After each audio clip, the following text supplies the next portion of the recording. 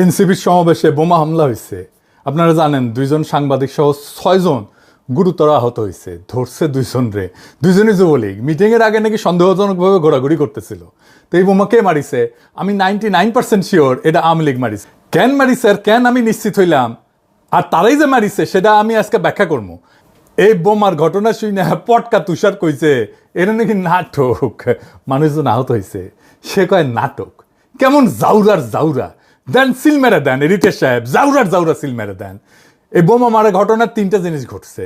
1, light নিবানো হয়েছে। 2 number বোমা মারা হয়েছে। 3 নাম্বার সাংবাদিক আহত হয়েছে। এই 3টা ঘটনা অদ্ভুতভাবে মিলা যায় জিয়ার আমলের দুঃখজনক একটা ঘটনার সাথে। আসেন সেই ভুলে যাওয়া ঘটনা নিয়ে আলাপ করি। বাঙ্গু সুশীলদের ডাবল স্ট্যান্ডার্ডটাও বোঝা যাবে। আসেন দেখি বাংলাদেশের ইতিহাসে প্রায় 50 বছর আগে কি ভয়াবহ একটা রাজনৈতিক হত্যাকাণ্ড ঘটেছিল। 1980 সালের 23শে মে বিকাল 4:19 ঢাকার বাইতুল মোকাররম মসজিদের দক্ষিণ গেটে খন্দকার মোস্তাকের ডেমোক্রেটিক লীগের জনসভায় বোমা বিস্ফোরণ ঘটে। বোমা বিস্ফোরণের আগে জনসভায় সাপ ছেড়ে দেওয়া হয়। দেখেন 2টা জিনিস মেলে, আগে কারেন্ট বন্ধ তারপরে বোমা, আগে সাপ ছেড়ে দেওয়া তারপরে বোমা। মিলিছে? আরও একটা জিনিস আছে, সেটাও মিলবে। সেদিন বোমা হামলায় নিহত হয় সাংবাদিক মোস্তাফিজুর রহমান আশা সহ 16 জন, আহত হয় অন্তত 2 শতাধিক মানুষ। 16 জন মারা যায়। ওই সময় একটা রাজনৈতিক জনসভায় এতজন মানুষ বোমা হামলায় মারা যায় নাই। এটা নিয়ে প্রত্যক্ষদর্শী এবং মারাত্মকভাবে আহত সাংবাদিক এবং ছড়াকার আবু সালেহ সেই সময় দৈনিক দেশের সিনিয়র রিপোর্টার বাংলাদেশ প্রতিদিন একটা স্মৃতিকথা লিখেছিলেন। তিনি বামপন্থী রাজনীতির সাথে জড়িত ছিলেন। তার শরীরে 62টা স্প্লিন্টার বিদ্ধ হয়েছিল। সেই দিন যে নিহত হয়েছিল সাংবাদিক মোস্তাফিজুর রহমান আশা, উনি ছিলেন দৈনিক বাংলার এক নবীন রিপোর্টার। আহত হয়েছিলেন অনেকে। জহিরুল হক দৈনিক বাংলার স্টাফ রিপোর্টার ছিলেন, মশির হোসেন দৈনিক বাংলা, কামরুজ্জামান ফটো সাংবাদিক, আব্দুল খালেক দৈনিক বাংলা, শফিকুল কবির চিফ রিপোর্টার ইত্তেফাক, রশিদ তালুকদারের ছবি তুলতো বিখ্যাত ইত্তেফাকের, জাকারিয়া মিলন ইত্তেফাকের, আব্দুল মান্নান সংগ্রাম, বাঙ্গাল আব্দুল কুদ্দুস সাপ্তাহিক, আকবর মাহবুব সাপ্তাহিক, মুক্তিবাণী সহ অনেকে। মোস্তাফিজুর রহমান আশা ছিলেন নবীন একজন সাংবাদিক, কেউই তাকে চিনত না। ঢাকা মেডিকেল কলেজের হাসপাতালের বারান্দায় কাতরাইতে প্রাণ হারায়, কোনো চিকিৎসা পায়নি। আবু সালেহকেও মৃত ভেবে লাশের স্তূপের সাথে ফেলে রাখা হয়েছিল। কিন্তু সাংবাদিক মাহবুবুর রহমান এবং ফটো সাংবাদিক রশিদ তালুকদার তার জীবনের ক্ষীণ স্পন্দন টের পেয়ে তাকে হাসপাতালে নিয়ে যায়। দেখেন আর একটা ঘটনা মিলল, সেটা হইতেছে লক্ষ্য সাংবাদিক যেন ইচ্ছা করে সাংবাদিকদের দিকে মারা হয়েছে। জিয়াউর রহমান নিজে তাৎক্ষণিকভাবে ঢাকা মেডিকেল কলেজে যান, বিশেষজ্ঞ ডাক্তার সিএমএইচ থেকে আনান, রক্তের ব্যবস্থা করেন। এরপরেও আহতদের দেখতে হাসপাতালে উনি নিয়মিত যেতেন। এডিটর সাহেব ছবিটা দেখেন, পত্রিকায় ছাপা হয়েছিল যে জিয়াউর রহমান আসছেন ঢাকা মেডিকেল কলেজ হাসপাতাল। ছবিটা একটু কেটে গেছে, তাও বোঝা যায়। তিনি আবু সালেহকে বলছিলেন যে ওনাকে বিদেশে পাঠানোর ব্যবস্থা করতেছে, কিন্তু সেই প্রতিশ্রুতি বাস্তবায়নের আগেই জিয়াউর রহমান দুঃখজনকভাবে শহীদ হন। যাই হোক, তদন্ত কমিটি একটা গঠিত হয়েছিল। বিচারপতি শামসুদ্দিন ছিলেন আহ্বায়ক। রিপোর্ট প্রস্তুত হয়ে গেছিল, কিন্তু জিয়াউর রহমান মারা যাওয়ার পরে এটার প্রকাশ হয়নি, বিচার হয়নি। কি ছিল সেই রিপোর্টে কেউ জানে না। এতজন মানুষ মারা গেল সাংবাদিক সহ, সাংবাদিকরা কেউ হাউকাউ করলো না। কয়জন ফ্যাসিস্ট দোষের সাংবাদিক জেলে আছে, তাই 111-এর 2 কালীগঞ্জ চিল্লায় একেবারে মাথা খারাপ করে দিছে। লিস্ট দিয়েছি এবং সেখানে আমরা বলেছি যে প্রায় 282 জন সাংবাদিকদের বিরুদ্ধে বিভিন্ন ধরনের মামলা হচ্ছে এবং তার মধ্যে 94 জন হত্যা মামলার তারা আসামি হিসাবে। তো সেটা আমরা প্রধানমন্ত্রীর কাছে সেই লিস্ট দিয়েছি। এই লিস্টটা একদম যে সম্পূর্ণ সেটা বলবো না, অসম্পূর্ণ থাকতে পারে, কিন্তু আমরা আন্তরিকভাবে চেষ্টা করে দিয়েছি এবং প্রধানমন্ত্রী সেটা গ্রহণ করেছেন।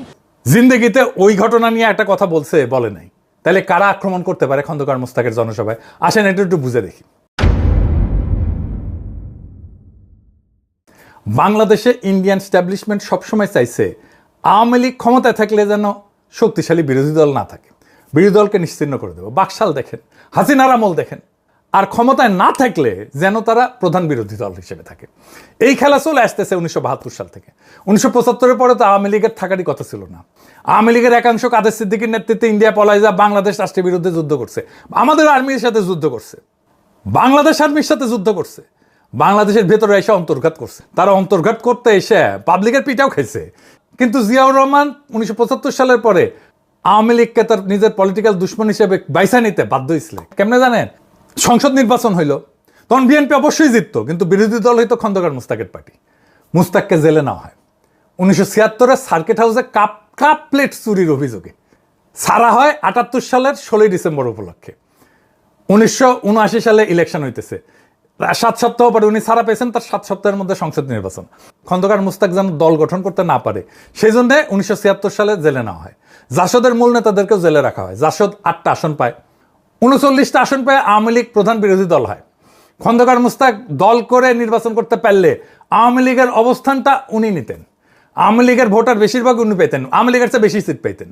উনার ভোটাররা মুসলিম লীগকে ভোট দেয়, মুসলিম লীগ 20টা আসন পায়। খন্দকার মুস্তাকের দল যদি দাঁড়ায় যেতে পারতো তাহলে আওয়ামী লীগ আর প্রধান বিরোধী দল হয় না, বেশিরভাগ খন্দকার মুস্তাকের সাথে চলে যেত। জাসদ দ্বিতীয় দল হইতো, সেটা হয় নাই। তাই আওয়ামী লীগ আবার ফিরে আসছে।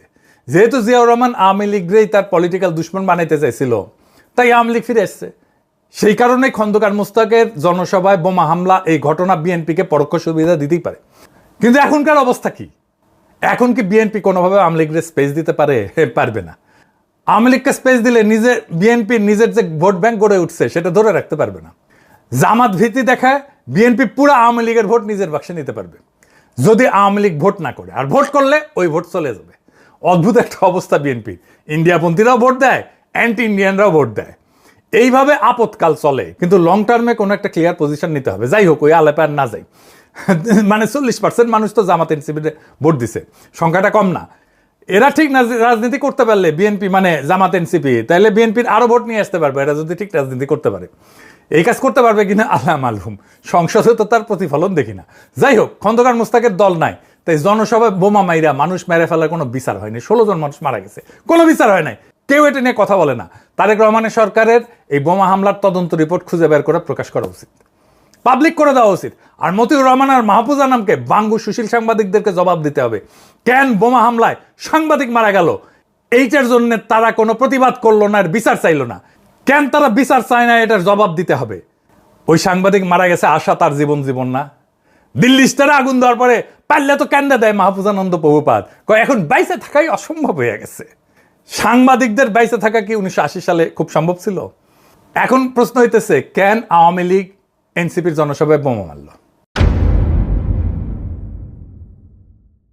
ইন্ডিয়ার হাসিনার ধারণা ছিল বিএনপি ক্ষমতা এসে আওয়ামী লীগের স্পেস দিবে, এখন দিতেছে না স্পেস। সেইভাবে হাসিনা আর ইন্ডিয়ার মাথা খারাপ হয়ে গেছে। এরা নানাভাবে দেশে অস্থিরতা তৈরি করতেছে, টাকা পয়সা দিয়ে খুন খারাপি করতেছে। আপনি দেখছেন না, খুন খারাপি বেড়ে গেছে, কোনোভাবে সামাল দেওয়া যাইতেছে না। এগুলো হাসিনা টাকা দিচ্ছে, ইন্ডিয়া টাকা দিচ্ছে, টাকা দিচ্ছে। হাসিনা পালানোর পরে ডাকাতি করার কন্ট্রাক্ট দিছিল না, মনে আছে না? আর এনসিপি তো আওয়ামী লীগের 1 নম্বর শত্রু, ছোট দল, তাই এনসিপির উপরে হামলা করাটা তার জন্য সুবিধাজনক। হাসিনা আর আওয়ামী লীগের পক্ষে যারা ইনায় বিনায় বয়ান মানায়, পটকা তুষার, এনাস আলমগীর, পান্না পাঠা সহ যতগুলো সফট আওয়ামী লীগের আছে, এইগুলারে যদি থেরাপি দিতে না পারেন তাইলে এই ঘটনা চলতেই থাকবে। একেবারে রুলারের মতো সোজা হয়ে যাবে। থেরাপি দিবেন, বোমা হামলা বন্ধ হয়ে যাবে, সন্ত্রাস বন্ধ হয়ে যাবে, বোমা হামলা বন্ধ হয়ে যাবে, আওয়ামী লীগের তৈরি করা ভাড়াটা সন্ত্রাস এটা বন্ধ হয়ে যাবে, দেশ শান্ত হয়ে যাবে। এরাই দেশকে শান্ত করতে দিতেছে না। আওয়ামী লীগ যেখানে মিছিল করবে, মিছিল দেখলে মারবেন ধাওয়া, একা হইলেও মারবেন ধাওয়া, দেখবেন আশেপাশের লোকজন এসে জড়ো হইতেছে। একটারে দুইটারে ধরতে পারলে একদম ট্যাঙ্গে রেখে থেরাপি দিবেন। একটা নিষিদ্ধ দল, তার থেরাপি দেওয়া জায়েজ আছে।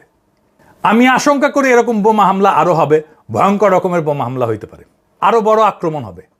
আওয়ামী লীগ এটা করবে। আর এই বোমা হামলা থেকে এনসিপি কি মুক্তি পেতে পারবে?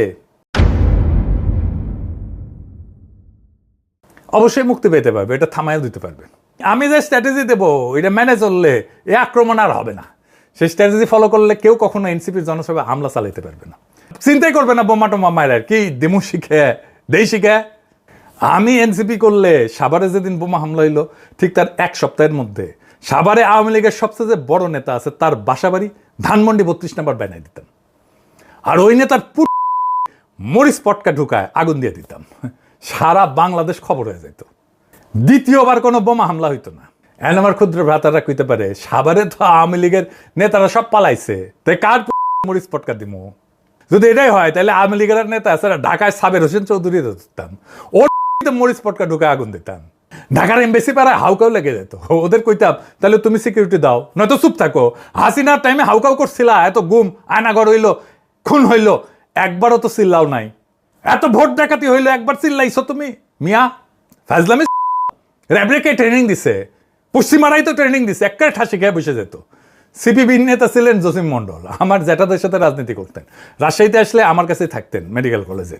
উনি যুবক বয়সে খুবই মাঠদাঙ্গা রাজনৈতিক কর্মী ছিলেন, উনি গল্প করছিলেন। আমি মনে হয় একবার বলছি, স্মৃতি থেকে কইতেছি একটু এদিক সেদিক হইতে পারে, কিন্তু এসেন্স হিসেবে ঠিক থাকবে। একবার এক দারোগা এক কমিউনিস্টে ধরছে, জসিম মন্ডল একাই গেছে থানায় গিয়ে দারোগারে কইছে, দারোগা সাহেব আপনি তো জানেন আমি কমিউনিস্ট, আমাদের কোনো সম্পদ নাই, টাকা পয়সা নাই, কোনো কিছুর জন্য বাইসা থাকার কোনো তাড়না নাই, একমাত্র বিপ্লব ছাড়া। আমাদের পরিবার বিপ্লবের রাস্তায় আমাদেরকে কোরবানি দিয়ে দিছে, আমি আজ মারা গেলে ওদের জীবন থামে যাবে না, ওরা জানে মারা যেতে পারে, লিল্লাই দিয়ে দিছে আমারে। আপনার জীবনের মায়া আছে, আপনার আপনার আপনার পরিবার আছে, সম্পদ আছে, এবং আপনি সেটা রক্ষা করতে চান, আপনার রক্ষা করার জিনিস আছে, আপনার বাইসা থাকার তাড়না আছে। একেবারে দিব কলে, আমি না পারলেও আমার কমরেড এসে দিবে, সে না পারলে আরেকজন এসে দিবে, কিন্তু তোমার দেওয়া হবে। আমার কমরেডরা সাইরা দেন, সাথে সাথে সাইরা দিছে। আপনি সিস্টেমের ভিতরে ঢুকে গেলে আপনারা ম্যানেজ করতে পারবে, সিস্টেমের বাইরে বাস করলে কেউ আপনারা ম্যানেজ করতে পারবে না। হাসিনার বিরুদ্ধে প্রবাসেই সবচেয়ে বেশি কাজ হয়েছে। কেন? কারণ হাসিনা আমাদের ধরতে পারতো না, পরিবারকে ঝামেলা করার চেষ্টা করছে, সুবিধা করতে পারে নাই। এক কনসারের বোনরে ধরেই তার খবর হয়ে গেছে। সিস্টেমটা যদি বদলাইতে চান, সিস্টেমের পাঠ হইয়েন না, নিজের নিরাপত্তা নিজে নিশ্চিত করেন। আপনার গায়ে হাত দেওয়ার আগে যেন আপনার শত্রু 10 বার ভাবে। ইরানে বোমা মারতে ট্রাম্প যেমন 10 বার ভাবে, ঠিক সেইভাবে এটাই জুলাইয়ের রক্ষা কবচ। মনে রাখেন, আপনার 24-এ তো শহীদ হইয়া যাওয়ার কথা ছিল, রাস্তায় তো জীবন দিয়ে চলে যাওয়ার কথা ছিল, সে শহীদ হইতে তো গেছিলেন আপনারা। সেই শহীদ মৃত্যু ছাড়া বিপ্লবীদের কোনো কিন্তু অস্ত্র নাই। তাই শহীদ হয়ে যাওয়ার সম্ভাবনা নিয়ে আপনার রাজনৈতিক কৌশল ঠিক করেন। কেউ আপনারা হারানো তো দূর কি বাদ, আক্রমণ করার সাহস পাইবে না। ইনকিলাব জিন্দাবাদ, আজাদি জিন্দাবাদ।